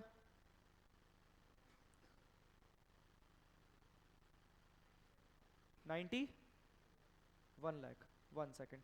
अब एनआरआर को कर दो 4%। एनआरआर को कर दो 4%। 4%, जल्दी बोलो। 18 करोड़ का 4%, 18 करोड़ का 4% है ना, 72 लैक्स। ठीक है, तो चलो गुडविल निकालेंगे। Super profit, super profit 91 minus 72, 19 into 3 years of purchase, ऐसे ही इंटू 3 ईयर्स ऑफ परचेस। जल्दी बोलो, इंटू 3 ईयर्स ऑफ परचेस कितना आया? 57 क्या लैक्स? 57 लैक्स क्या आया तुम्हारा गुडविल? आया कि नहीं? मैं बोलूंगा कि ये गुडविल तुम्हारी लीवर्ड फर्म की है, क्योंकि तुम्हारी फर्म में डेट कैपिटल लगा हुआ है। Is it true? This is your goodwill for levered firm. React करना यार, प्लीज रिएक्ट करो ना। हाँ मैंने शुरू में बोल दिया रिएक्शन चाहिए। ये तुम्हारी गुडविल किसके लिए है? लीवर्ड के लिए। अब वो यहां तक सर आपने क्या बताया, ये क्या है? आप तो कुछ बताना चाह रहे थे, अब मैं बताना चाह रहा हूं। अब वो बोलेगा अगर अगर यही फर्म तुम्हारी अनलीवर्ड होती, अगर यही फर्म तुम्हारी अनलीवर्ड होती तो बताओ तुम्हारी गुडविल कितनी होती? तो ऐसे केस में कहां कहां चेंजेस होते हैं बच्चों, सुन लो। ऐसे केस में वो कहां कहां चेंजेस करता? सबसे पहले तो अगर यही फर्म तुम्हारी अनलीवर्ड होती तो तुम्हारी कैपिटल एम्प्लॉयड, सोचो ये जो तुम्हारा लॉन्ग टर्म लोन है 5 करोड़ के, वो भी कहीं ना कहीं तुम इंटरनल सोर्स से मंगवाते।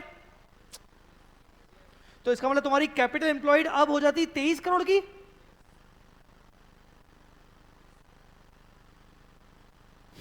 आगे बढ़ूं, यही तुम्हारी कैपिटल एम्प्लॉयड कितनी हो जाती? 23 करोड़ की। हाँ बेटा, इस कैपिटल एम्प्लॉयड को उस भाषा में, क्वेश्चन की भाषा में क्या बोलेंगे? Long term funds.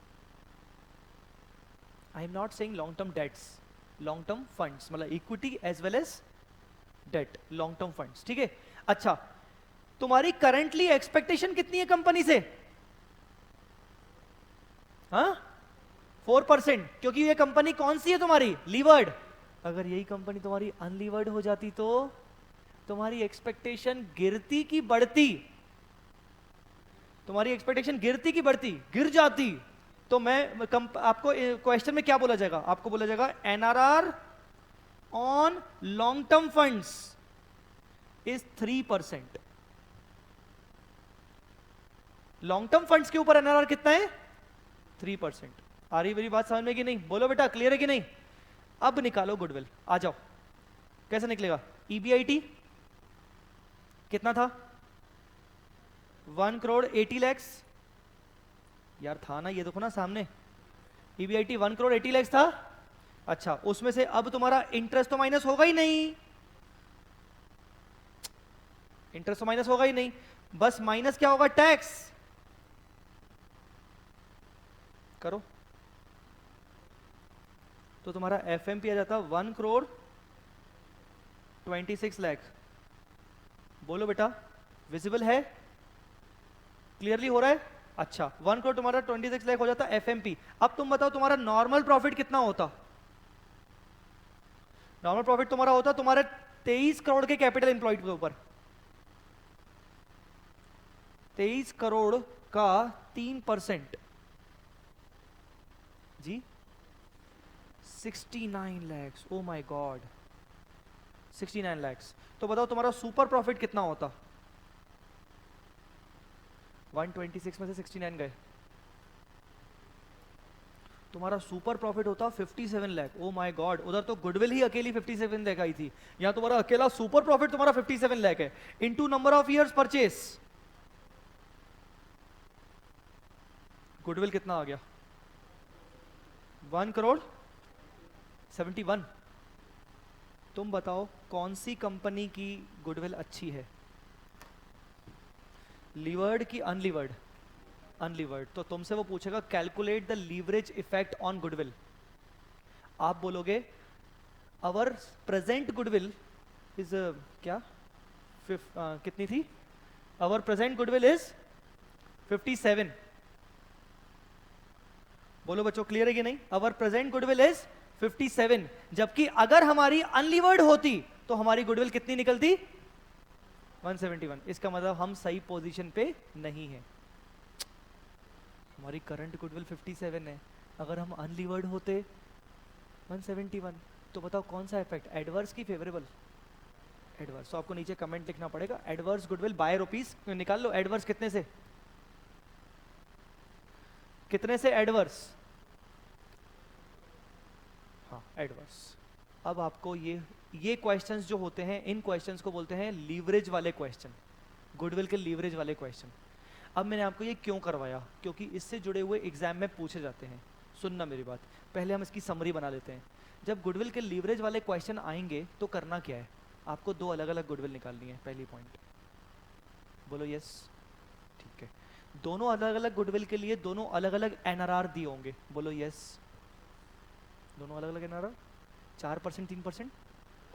दोनों अलग अलग गुडविल के लिए आपके कैपिटल एम्प्लॉयड भी अलग अलग हो जाएंगे, क्योंकि जो आप नॉर्मल निकालोगे तो उसमें डेट माइनस कर दोगे, और जो आप अनलीवर्ड का निकालोगे तो उसमें डेट वापस से एडबैक कर दोगे। बोलो यार, ओके ठीक है। दोनों में आपका एफएमपी भी चेंज हो जाएगा, क्योंकि एक में आपका इंटरेस्ट माइनस हो रहा है और एक में आपका इंटरेस्ट की सेविंग हो जाएगी और टैक्स ज्यादा लग जाएगा। तो अल्टीमेटली दोनों गुडविल आपकी चेंज हो जाएंगी। फिर आपको अपनी प्रेजेंट गुडविल को कंपेयर करना है अनलीवर्ड वाली के साथ। तो आपको दिखाना है कि एडवर्स होगी कि फेवरेबल होगी। बच्चों मेरी बात समझ में आएगी नहीं? ऐसे क्वेश्चन आपको अगर आएंगे तो वो कौन से टाइप के क्वेश्चन होंगे? आपको ऐसे क्वेश्चन अगर आएंगे तो वो क्वेश्चन रहेगा, वो रहेगा रहेगा रहेगा रहेगा क्वेश्चन नंबर 5। देखो रे देखो, ये क्वेश्चन नंबर 5 कब आया था? ये क्वेश्चन नंबर 5 कब आया था? स्क्रीन पे दिख रहा है? मई 18 में भी आया था, नवंबर 15 में भी आया था, 6 मार्क्स का। और इस क्वेश्चन में देखो दो दो रेट दिए हुए हैं क्या? इस क्वेश्चन में देखो दो रेट दिए हुए हैं क्या? वो दो रेट क्यों दिए हुए हैं? मुझे बताओ दोनों रेट में से लीवर्ड वाला कौन सा है और अनलीवर्ड वाला कौन सा है? वैसे तो लॉजिकली जो ज़्यादा होगा वो लीवर्ड वाला होगा, जो ज़्यादा होगा वो लीवर्ड वाला होगा। ठीक है, ठीक है बेटा, कर लोगे ये होमवर्क, हो जाएगा। इसका सोल्यूशन है क्या? हाँ सोल्यूशन भी है, चलो अच्छी बात हो गई। एक और क्वेश्चन आपका लीवरेज पर है, क्वेश्चन नंबर 2।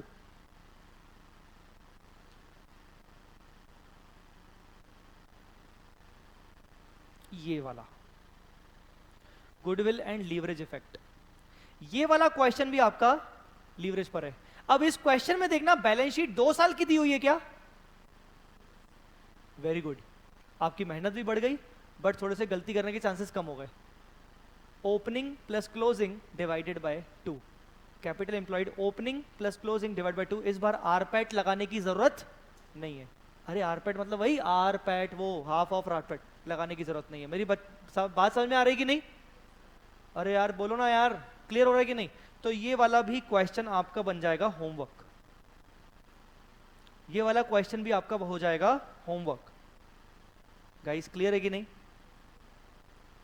इस क्वेश्चन में क्योंकि मैं होमवर्क दे रहा हूं तो थोड़ी सी पॉइंट आपके साथ डिस्कस करके ही जाऊंगा। इस क्वेश्चन में पॉइंट नंबर 1 में आपको प्रॉब्लम नहीं जाएगी, देखते रहो ना प्लीज, जल्दी जल्दी देखते जाओ। पॉइंट नंबर 1 में आपको प्रॉब्लम नहीं जाएगी, 2 में भी नहीं जाएगी, 3 में भी नहीं जाएगी। देखो 3 वाला बोल रहा है 50% of the inventory is to be valued at 120% of the book value. किस साल की इन्वेंट्री? नहीं बताई, तो दोनों साल की इन्वेंट्री को करोगे। नहीं बताया यहां पर, तो दोनों साल की इन्वेंट्री को करोगे, ओपनिंग को भी क्लोजिंग को भी, ध्यान रखना ये। अच्छा 50% of the investment for trade investment, वो तो ठीक है। अब मुझे बताओ ये पॉइंट क्या है, फिफ्थ नंबर पॉइंट क्या है?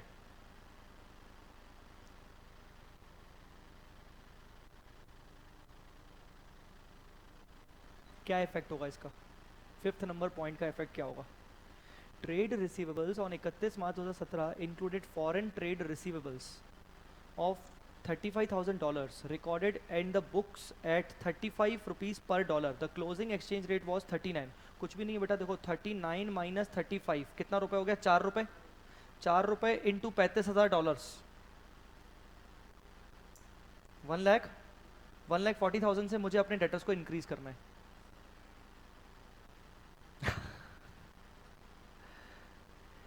ये रेक्टिफिकेशन वगैरह नहीं रहेगा, ये रिवैल्यूएशन रहेगा, क्योंकि मुझे आज अपने डेटर्स की आज की वैल्यू चेक करनी है, आज की मार्केट वैल्यू चेक करनी है, ये कोई रेक्टिफिकेशन नहीं रहेगा। ठीक है, ये 140 से मैं क्या करूंगा? Tell me. एफएमपी में ऐड होगा, और कैपिटल एम्प्लॉयड में क्या होगा? कैपिटल एम्प्लॉयड जो नॉर्मल डेटर्स आपके चल रहे हैं उसमें भी ऐड हो जाएगा। इसके अगले वाला पॉइंट सेम ट्रेड पेबल्स का, इसका उल्टा हो जाएगा। हो जाएगा बेटा? अरे हो जाएगा बेटा? Okay, point number 7th,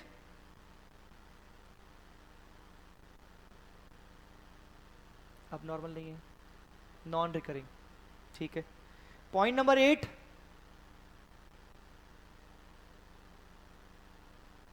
non recurring. Point number 8 is what? Non recurring. Point number 9, point number 9, यार क्या कर रहे हो, जल्दी बोलो। Are likely to be higher by 10%, क्या करोगे? इंक्रीज करेंगे। जो भी फ्यूचर मेंटल प्रॉफिट आएगा उसको क्या करेंगे? इंक्रीज करेंगे। अब देखना, मैं अभी एक झटका आने वाला है इस क्वेश्चन में, एक झटका आने वाला है, छोटा मोटा झटका है पर आएगा, देखना। चलो, tax rate during the year was, जबकि फ्यूचर का, चलो रिलैक्स, इसमें भी रिलैक्स होगा, एडिशन निकालने की जरूरत नहीं। Very good. Normal rate of return कितना है? ये भी कोई टेंशन नहीं है, रिलैक्स। सबसे लास्ट में industry average return was 12% on long term funds and 15% on equity fund. ये दो रिटर्न क्यों दिए हुए हैं? हाँ, लिवरेज के लिए। ये भी कोई टेंशन नहीं। टेंशन का है? टेंशन यह है कि एफएमपी निकालने के लिए प्रॉफिट्स का है। झटका, मैं सिर्फ इस झटके की बात कर रहा था कि इस क्वेश्चन में एफएमपी निकालने के लिए प्रॉफिट्स का है। बात पास्ट प्रॉफिट्स तो है ही नहीं। जब भी आपके पास पास्ट प्रॉफिट्स ना हो और आपको ओपनिंग बैलेंस शीट और क्लोजिंग बैलेंस शीट दे रखी हो तो आप चेंजेस ड्यूरिंग द ईयर निकाल लोगे। आ जाओ बैलेंस शीट पे, बताओ तुम्हारा ओपनिंग जनरल रिजर्व कितना था और क्लोजिंग कितना हो गया। इसका मतलब 25 का प्रॉफिट ड्यूरिंग द ईयर हुआ होगा। कैलकुलेटर में लिख दो, कैलकुलेटर में टाइप कर दो 25। बताओ तुम्हारा ओपनिंग P&L कितना था और क्लोजिंग P&L कितना है। 30 90, तो इंक्रीज कितना हुआ, तो प्लस कर दो उसमें 55। अरे बोलो यार, क्लियर है कि नहीं, पक्का। और नीचे जाओ, तुम्हारा डिविडेंड पेबल चेक करो, डिविडेंड पेबल चेक करो कितना है। डिविडेंड पेबल को भी यही बोलूंगा क्या, 100 से 125 तक है तो 25 का। डिविडेंड पेबल में कभी ऐसा नहीं होता, डिविडेंड पेबल लास्ट में दिख रहा है 125, तो वो ड्यूरिंग द ईयर के प्रॉफिट से अप्रोप्रिएट किया होगा, तो प्लस 125 कितना हो गया 180। बस ये 180 का तुम्हारा होगा profit after tax. After tax क्यों, क्योंकि टैक्स के बाद ही अपन जनरल रिजर्व में ट्रांसफर करते हैं, टैक्स के बाद ही अपन डिविडेंड देते हैं, तो ये अपना आ गया 180 आफ्टर टैक्स। अरे आगे बढ़ो आगे, 180 आफ्टर टैक्स है तो बिफोर टैक्स कितना होगा, टैक्स का रेट कितना था, अरे बताओ रे, तो डिवाइडेड बाय 50%, तो बिफोर टैक्स हो गया 360। इतना सिंपल क्वेश्चन हो गया, अब आराम से बन जाएगा ये क्वेश्चन। अरे बोलो यार, कर लोगे ये क्वेश्चन। हाँ सर, चलो तो ये क्वेश्चन भी तुम लोगों का होमवर्क।